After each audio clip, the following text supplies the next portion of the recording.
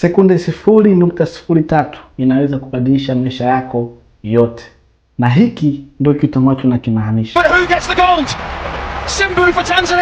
Alphonce Simbu, mmoja wa wanariadha Mtanzania ambaye ameweka historia ya dunia kwa kushinda medali ya dhahabu katika mashindano ya marathon yanayofanyika kama the World Athletics Championships ambayo ilifanyika Tokyo mwaka huu 2025.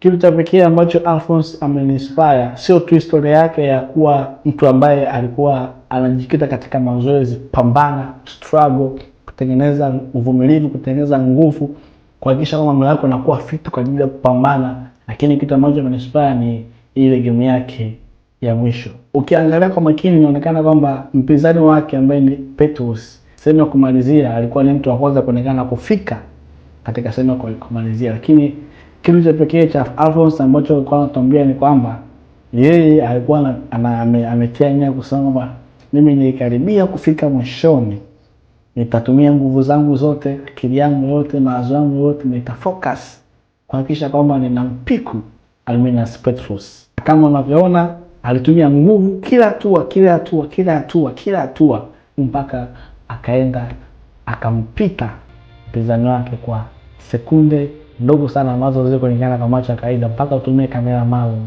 ambayo tunaita ni photo finish. Na alipoangalia ikaonekana kwamba alimpita mpinzani wake kwa sekunde 0.03. Sekunde 0.03 inaweza kubadilisha maisha yako yote. Ndio sekunde ambazo ilitoa ushindi kutoka kwa mpinzani wa Alphonce Simbu, akachukua yeye ushindi wa kombe la medali katika michuano ya riadha. Wakati mwingine ni somo katika maisha yetu. Unaweza kufika mahali ukakata tamaa kuona kwamba hakuna mazingira rafiki ya wewe kufanya kitu ambacho unataka kufanya. Lakini kila mtu ana mazingira ya kuanza. Anza pale ulipo. Unapotaka kutengeneza brand, unapotaka kutengeneza kampuni, unapotaka kuanzisha jambo lolote ambalo unajua unaweza kulifanya na ukafanikiwa, anza hapo ulipo. Kuna msemo unasema kwamba waiting for the perfect condition is an art of never starting. Usisubiri mazingira yawe sawa ndipo uanze kufanya jambo ambalo unataka kulifanya. Kila mtu anasema kuanzia. Anza hapo ulipo, piga hatua yako ndogo inaweza kubadilisha maisha yako yote. Maamuzi yako madogo yanaweza kubadilisha maisha yako yote. Kufikiri kwako kidogo inaweza kubadilisha maisha yako yote.